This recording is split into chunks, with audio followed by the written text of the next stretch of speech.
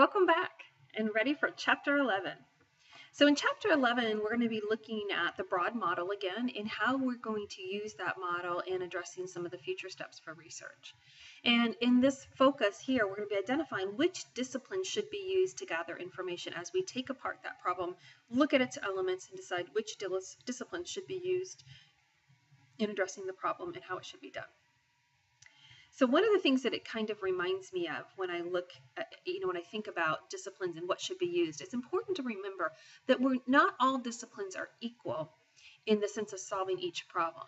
The solution to a particular problem may be 80% one discipline and 20% another, or 75-25, or 75-25. So there's no equal element in with regards to it. It's just the pieces that they bring forward. So that's important for us to remember. An example might be if we're looking at a discipline comes in and does its job.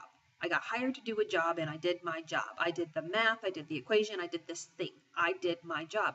And then I'm done. I don't do anything more. That is what I do. That's what I contribute. That's what I was asked to do. In an interdisciplinary study, it's going to be more so like you're part of a project. I am part of a project and that project isn't done yet. So I might have to give a little more or I might give a little less. It's what I give what is required to finish the job. So it might be 80%, might be 20%. It's whatever is required to finish the job. Not just my assignment, but whatever is required to finish the job, to find the solution to that problem. So hopefully that analogy helps you. Now that we've looked at steps 1 and 2 in the broad model, we're going to be moving forward into steps 3, where we actually identify the potential relevant disciplines to the problem. And this is done through a couple of ways. The first thing is that we define the problem clearly, which we talked about. We then justify using the interdisciplinary research. We've done that last chapter. Then we're going to identify the disciplines and then conduct the literature review. If in your book, on chart 5.4, which is in your textbook, again, is a huge graph on all the many different disciplines. So that can be very helpful in trying to select which discipline should be used. It may be that we have to break the problem down into its parts. Remember mapping, we talked about that too. So we're going to break it down and then compare it to the disciplines that should be involved in finding that solution.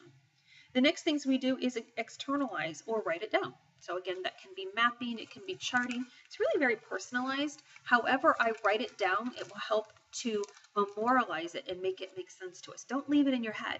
Get it out there so we can look at it, so everybody can look at it and give their input. And then we, of course, do our research, and then we're going to reflect upon the problem. One of the things that we do when we reflect upon the problem, as we think through the problem, before we delve into deep research, we're going to skim over the research. We're going to look through, I think sociology applies. Let me look at some of these articles in sociology and see if they really do. I think economics would apply. Let me look through this and see if it really does. That's going to tell you, yes, this is definitely it. This is a fit and I need this to work, or we're in the wrong boat. We need to keep going here. Then we're going to go ahead and do our research.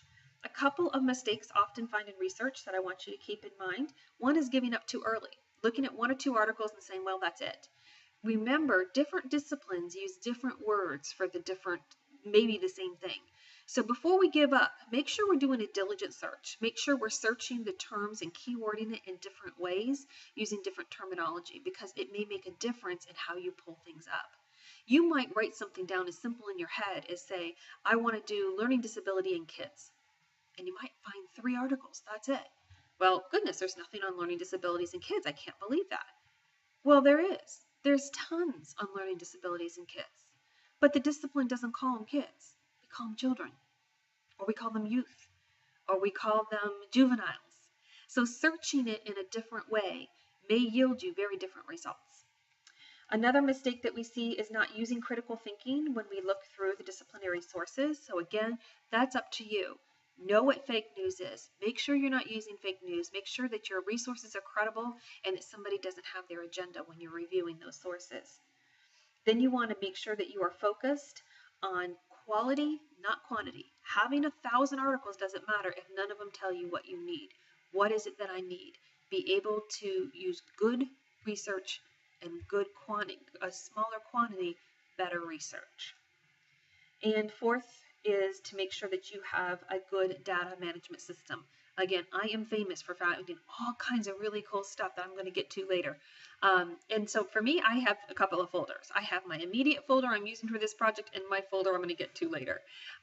You need to find the system that works for you, but something that helps you to organize it. If you go to the library and come out with 1,000 articles, you're going to go home and feel completely overwhelmed.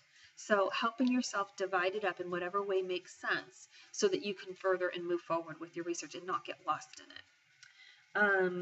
And again, here in this chapter, there are some great examples, so I encourage you to use them. You will find those on steps 3 and 4, so you will be able to apply those for your assignments, and they're found on pages 297 through 304. Good luck. I'm looking forward to seeing what you come up with.